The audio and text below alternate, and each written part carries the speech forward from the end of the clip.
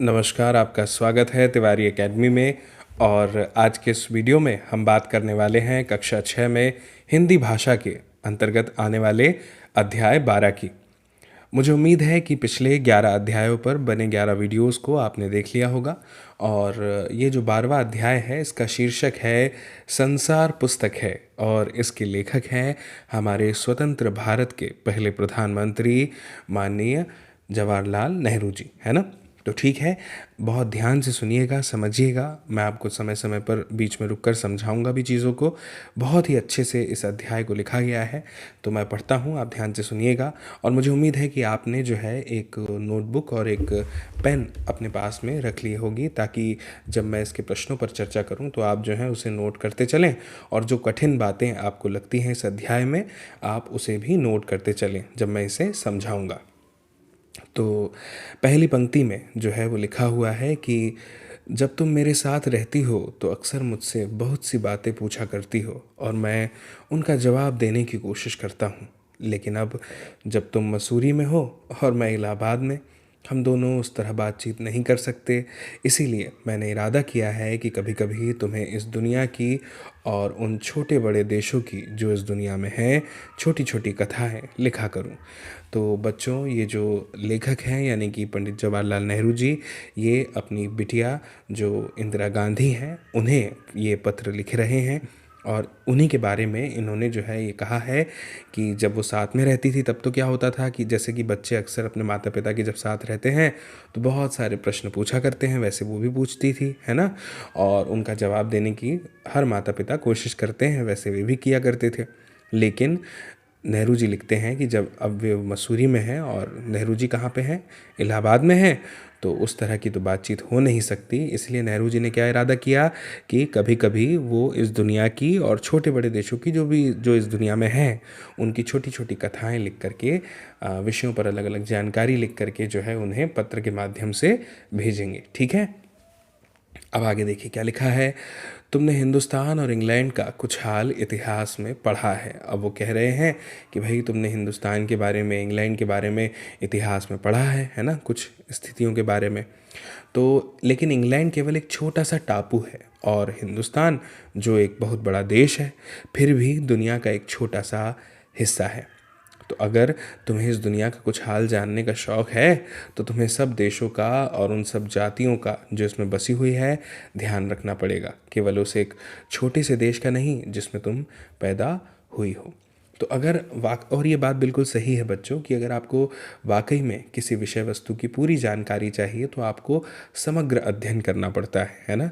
अध्ययन में भले ही थोड़ा समय लगता है, लेकिन चीज़ें जो हैं बहुत अच्छे से आपको समझ में आ जाती है। अब इसी बात का एक उदाहरण इससे समझिए कि जैसे आपके सामने अगर आपकी मम्मी चाय बना रही है, आप अपनी मम्मी को अपने सामने चाय बनाता हुआ देखते हैं, है ना।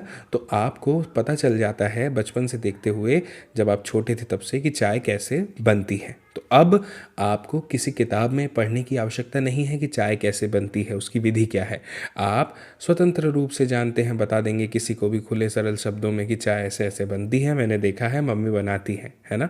तो वैसे ही जब आप अलग अलग देशों के बारे में पढ़ते हैं, अलग अलग जातियों के बारे में पढ़ते हैं, तो आपको एक तुलनात्मक अध्ययन जिसे हम कहते हैं, आप आसानी से तुलना कर पाते हैं कि अच्छा, भारत में तो ये जातियों के बारे में पढ़ा था, मुझे तो पता ही नहीं था कि इंग्लैंड में ये जातियाँ पाई जाती हैं, है ना। तो आप आसानी से तुलना कर पाते हैं, तो आपको चीज़ें बेहतर समझ में आती हैं।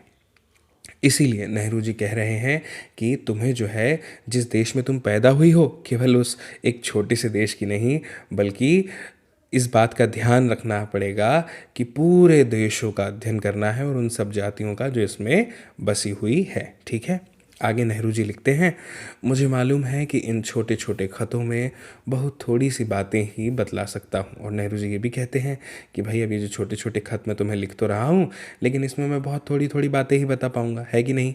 जब हम किसी को कुछ बोल कर समझाते हैं तो हम अक्सर बहुत सारी चीज़ें बता देते हैं, किसके मुकाबले, लिख कर पत्र के द्वारा समझाने के मुकाबले। पत्र की अपनी एक सीमा होती है, लेखन की अपनी एक सीमा होती है ना। सारी चीज़ें हम नहीं लिख सकते। जितनी सरलता से बोला जा सकता है उतनी सरलता से लिखा नहीं जाता, है ना। ठीक है, आगे क्या लिखा है।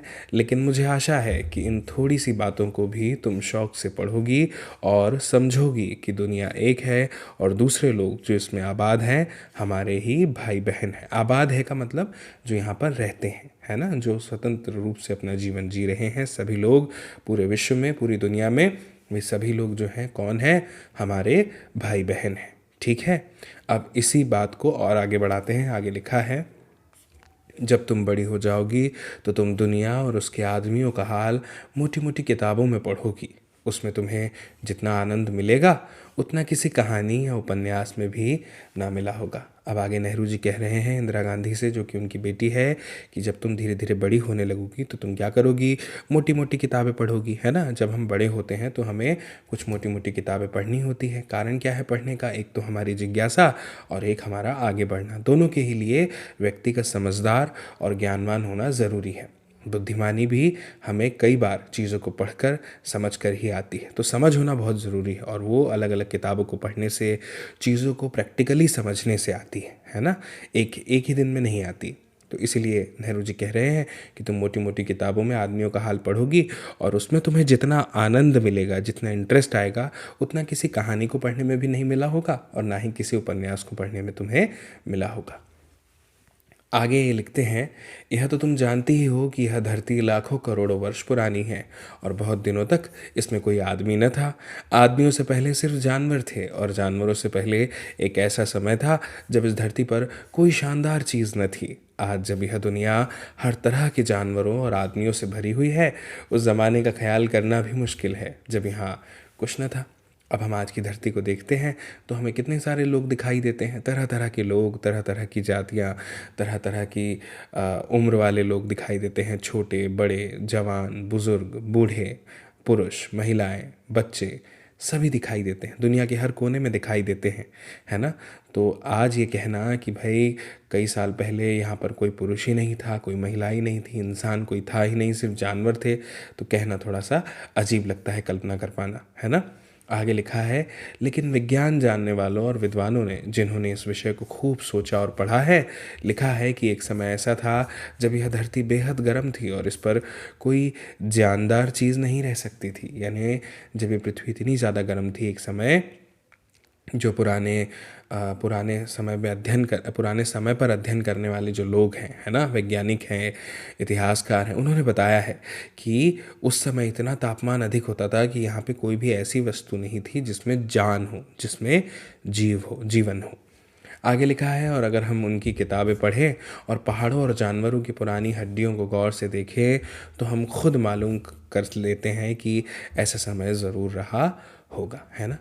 ठीक है, अब आगे देखिए क्या लिखा है। तुम इतिहास की किताबों में ही पढ़ सकती हो, लेकिन पुराने ज़माने में तो आदमी पैदा ही ना हुआ था, किताबें कौन लिखता, तब हमें उस ज़माने की बातें कैसे मालूम हो।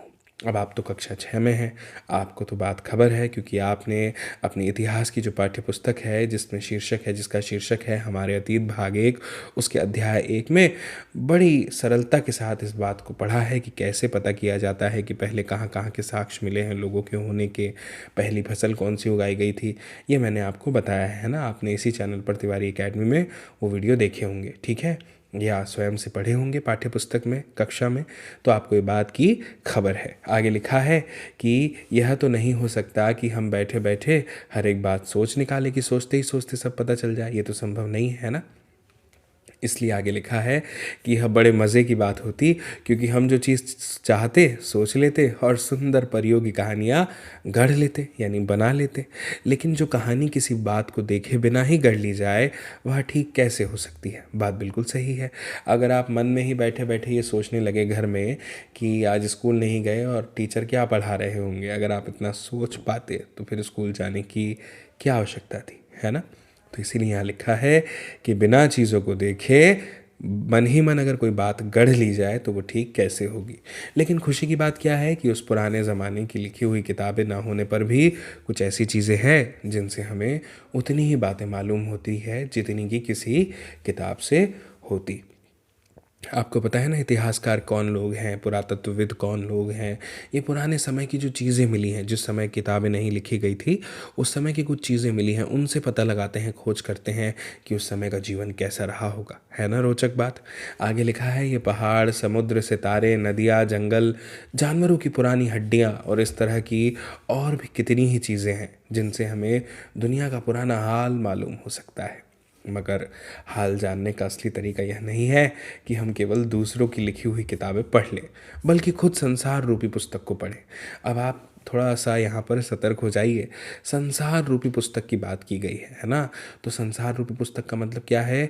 ये जो पहाड़, समुद्र, सितारे, नदियाँ, जंगल, जानवर, ये सब है ना, इनको समझने पढ़ने की बात हो रही है। आगे देखिए क्या लिखा है।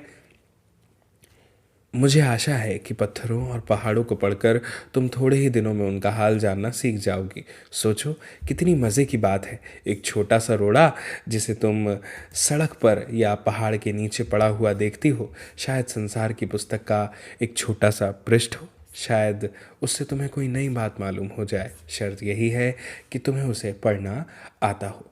कोई ज़बान, उर्दू, हिंदी या अंग्रेज़ी सीखने के लिए तुम्हें उसके अक्षर सीखने होते हैं। इसी तरह पहले तुम्हें प्रकृति के अक्षर पढ़ने होंगे, तभी तो तुम उसकी कहानी, उसके पत्थरों और चट्टानों की किताब से उसे पढ़ सकोगी। है ना। कितनी सरल भाषा में कितनी गूढ़ बात जो है, गंभीर बात जो है यहाँ पर नेहरू जी ने अपनी बेटी इंदिरा को लिखी है। आगे देखिए क्या लिखा है। शायद अब भी तुम उसे थोड़ा थोड़ा पढ़ना जानती हो। जब तुम कोई छोटा सा गोल चमकीला रोड़ा देखती हो, यानी पत्थर, तो क्या वह तुम्हें कुछ नहीं बतलाता? यह कैसे गोल, चिकना और चमकीला हो गया, और उसके खुरदुरे किनारे या कोने क्या हुए? अगर तुम किसी बड़ी चट्टान को तोड़कर टुकड़े टुकड़े कर डालो, तो हर एक टुकड़ा खुरदुरा और नुकीला होगा। यह गोल चिकने रोड़े की तरह बिल्कुल नहीं होता। फिर यह रोड़ा कैसे इतना चमकीला, चिकना और गोल हो गया? अगर तुम्हारी आंखें देखें और कान सुने, तो तुम उसी के मुंह से उसकी कहानी सुन सकती हो। वह तुमसे कहेगा कि एक समय, जिसे शायद बहुत दिन गुजरे हो, वह भी एक चट्टान का टुकड़ा था। ठीक उसी टुकड़े की तरह उसमें किनारे और कोने थे, जिसे तुम बड़ी चट्टान से तोड़ती हो। शायद वह किसी पहाड़ के दामन में पड़ा रहा। तब पानी आया और उसे बहाकर छोटी घाटी तक ले आया। वहाँ से एक पहाड़ी नाले ने ढकेल कर उसे एक छोटे से दरिया में पहुँचा दिया, और इस छोटे से दरिया से वह बड़े दरिया में पहुँचा। इस बीच वह दरिया के पंदे में लुढ़कता रहा। उसके किनारे घिस गए और वह चिकना और चमकदार हो गया। इस तरह वह कंकड़ बना जो तुम्हारे सामने है। किसी वजह से दरिया उसे छोड़ गया और तुम उसे पा गई। अगर दरिया उसे और आगे ले जाता, तो वह छोटा होते होते अंत में बालू का एक जर्रा हो जाता और समुद्र के किनारे अपने भाइयों से जा मिलता, जहाँ एक सुंदर बालू का किनारा बन जाता है, जिस पर छोटे छोटे बच्चे खेलते हैं और बालू के घरौंदे बनाते हैं। अगर एक छोटा सा रोड़ा तुम्हें इतनी बातें बता सकता है, तो पहाड़ों और दूसरी चीज़ों से जो हमारे चारों तरफ है, हमें और कितनी बातें मालूम हो सकती है ना। तो आप देख रहे हैं कि किस तरह से नेहरू जी ने बहुत रोचक ढंग से सारी बातों को, महत्वपूर्ण बातों को जो है बताया है। ठीक है, ये अंग्रेज़ी में लिखा हुआ पत्र था। इसे अंग्रेज़ी में से अनुवाद किया है प्रेमचंद ने। अब थोड़ा सा हम लेखक के बारे में जान लेते हैं। जवाहरलाल नेहरू 14 नवंबर 1889 से 27 मई 1964 आज़ाद भारत के, यानी स्वतंत्र भारत के प्रथम प्रधानमंत्री थे। बच्चों से उन्हें बेहद लगाव था। वे चाचा नेहरू के नाम से जाने जाते हैं। उनकी बेटी इंदिरा जब 10 वर्ष की थी, नेहरू जी ने उन्हें अनेक चिट्ठियाँ लिखी और इनमें बताया गया कि पृथ्वी की शुरुआत कैसे हुई और मनुष्य ने अपने आप को कैसे धीरे धीरे समझा, पहचाना। ये चिट्ठियाँ बच्चों में अपने आसपास की दुनिया के बारे में सोचने, समझने और जानने की उत्सुकता पैदा करती है। नेहरू जी को अपने देश के बारे में बोलने, बताने में विशेष आनंद आता था। ये सभी चिट्ठियाँ पिता के पत्र पुत्री के नाम पुस्तक में संकलित हैं। संसार एक पुस्तक है और इसी पुस्तक से साभार लिया गया है। खास बात यह है कि ये पत्र नेहरू जी ने अंग्रेज़ी में लिखे थे और इसका हिंदी में अनुवाद हिंदी के मशहूर उपन्यासकार मुंशी प्रेमचंद ने किया है। तो मुझे उम्मीद है कि आपको ये अध्याय तो समझ में आ गया होगा। लेकिन भाई, अगर समझ में आ गया है तो क्यों ना एक बार अपने आप को आज़मा लिया जाए। और आज़माने के लिए हमारी मदद करेंगे प्रश्न अभ्यास के अंतर दिए गए ये प्रश्न। अब हमें ये तो देखना ही पड़ेगा ना कि ये जो प्रश्न हैं क्या इनका उत्तर हम दे पाते हैं। चलिए देखते हैं। प्रश्न अभ्यास में पहला प्रश्न जो है हमारे सामने वो है पत्र से, लेखक ने प्रकृति के अक्षर किन्हें कहा है। तो मैंने अभी आपको बताया था समझाते समय कि तमाम प्रकार के जीव जंतु, नदियाँ, जंगल, पेड़ पौधे, हड्डियाँ, जानवर, ये सभी को जो लेखक है नेहरू जी, उन्होंने क्या कहा है, प्रकृति के अक्षर। आगे लिखा है लाखों करोड़ों वर्ष पहले हमारी धरती कैसी थी। तो लाखों करोड़ों वर्ष पहले हमारी धरती का तापमान बहुत अधिक था, बहुत ही ज़्यादा गर्म थी और इस पर कोई भी जानदार चीज़ यानी जो जीवित है वो नहीं थी, नहीं रह सकता था, है ना, क्योंकि तापमान बहुत ज़्यादा था। आगे लिखा है दुनिया का पुराना हाल किन चीज़ों से जाना जाता है, कुछ चीज़ों के नाम लिखो, है ना। तो देखिए मैं आपको बता दूं, पुराने सिक्के, अभिलेख, ताम्रपत्र, भोजपत्र, पुरानी हड्डियाँ, पत्थर के टुकड़े, समुद्र, नदियाँ, पर्वत, पहाड़, जंगल, सबसे जो है जाना जाता है। ठीक है, तो ये आप लिखिएगा। मैं यहाँ पर आपको उत्तर नहीं लिख के दे रहा, मैं आपको एक सुझाव दे रहा हूँ कि किस तरह से आप अपना उत्तर सटीक ढंग से और सही उत्तर लिख सकते हैं।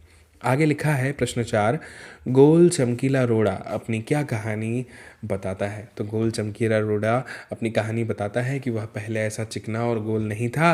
बहुत समय पहले वह किसी बड़ी सी चट्टान का हिस्सा था, भाग था, फिर वो टूटी और टूट के उसके भी किनारे जो हैं वो नुकीले हो गए और खुरदुरा टुकड़ा बन गया।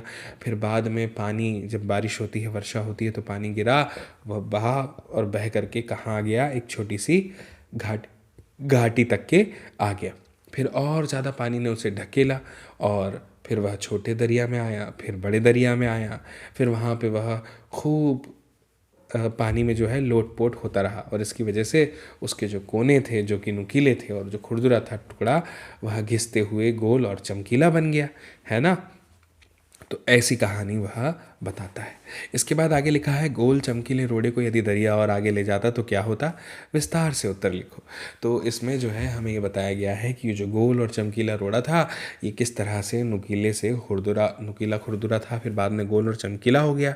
अब अगर और आगे वो जाता तो धीरे धीरे घिसता और इसी तरह से घिसते पानी में लोटपोट होते होते बालू का एक कण बन जाता, रेत का एक कण बन जाता और अपने बाकी भाइयों के साथ जा कर के मिल जाता और फिर बच्चे जो हैं वो उसी से घरौंदे वगैरह बनाते, ये सब चीज़ें जैसे रेत में खेलते हैं। तो ये सब बताया गया है।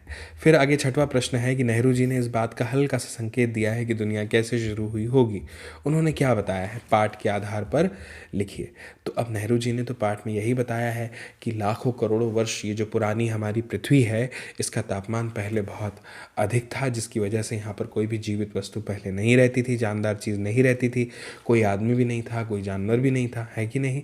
फिर कई साल बीते, लाखों करोड़ों वर्ष गुजरे और फिर ये पृथ्वी का तापमान धीरे धीरे कम हुआ, फिर यहाँ पे वनस्पतियाँ आई, पेड़ पौधों ने जन्म लिया, फिर छोटे छोटे जानवर आए, फिर उसके बाद में दुनिया की शुरुआत हुई और बाद में मनुष्य आए। ठीक है, आगे लिखा है पत्र से आगे। अब पत्र से आगे में हम पत्र से आगे की बात करेंगे, कुछ कल्पना शक्ति के द्वारा, कुछ अपने ज्ञान और जानकारी के द्वारा।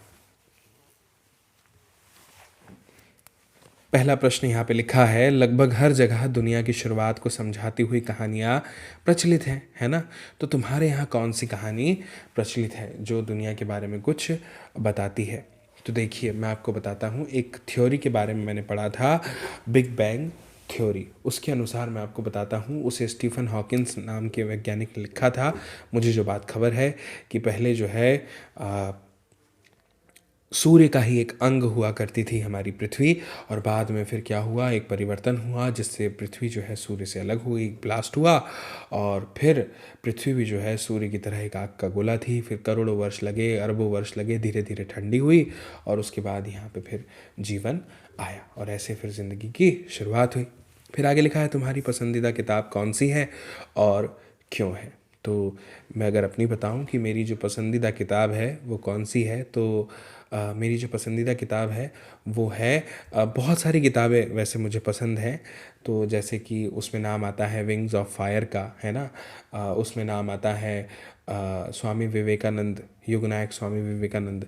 उसके बाद नाम आता है रामायण का, महाभारत का। बहुत सारी ऐसे ग्रंथ हैं, किताब हैं जो मुझे पसंद है। ठीक है, आप अपने अनुसार अपना उत्तर लिखिएगा। फिर आगे लिखा है मसूरी और इलाहाबाद भारत के किन प्रांतों के शहर हैं, ये बताना है। तो देखिए, मैं आपको बताता हूँ कि मसूरी जो है वो उत्तराखंड में है और इलाहाबाद जो है वो उत्तर प्रदेश में है, जिसका नाम अभी प्रयागराज भी हो गया है।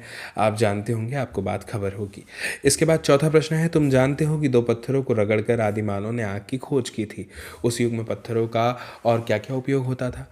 तो हमने जो है इतिहास की हमारी जो पाठ्य पुस्तक है, हमारे अतीत भाग 1, उसमें शुरू के अध्यायों में पढ़ा है कि जो आदिमानव थे वो पत्थरों का उपयोग आग जलाने के अलावा उस समय औजारों के रूप में, हथियारों के रूप में भी करते थे। शायद मकान बनाने के लिए भी उपयोग किया करते थे।